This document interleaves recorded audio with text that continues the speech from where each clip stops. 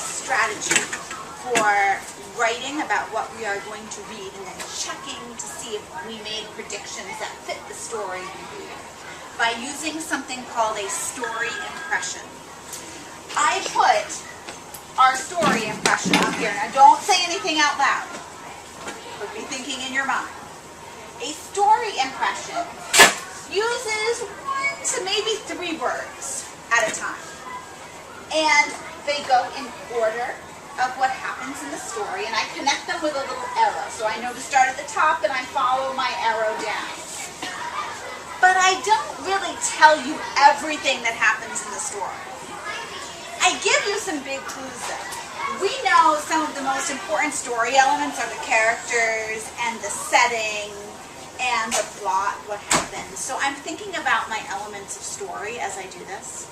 And when I created this story impression, that's what I was thinking of for a certain story. So you probably will be able to recognize what this story is. Don't say it out loud yet. Little girl to Grandma's house. Woods meets wolf. Grandma in bed. Wolf arrives. Little girl arrives. Hunter arrives.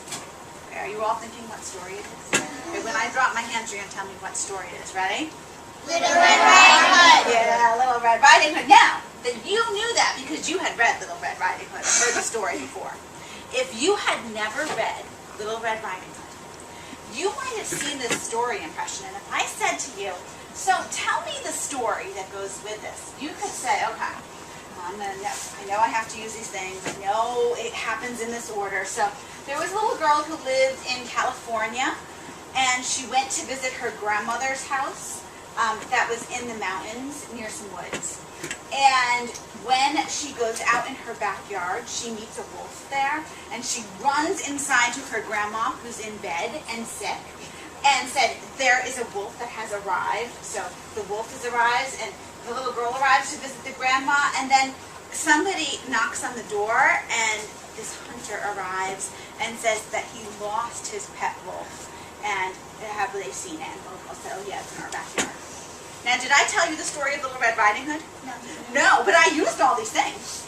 And I used them in order. So this just gives you some clues about what happens in the story.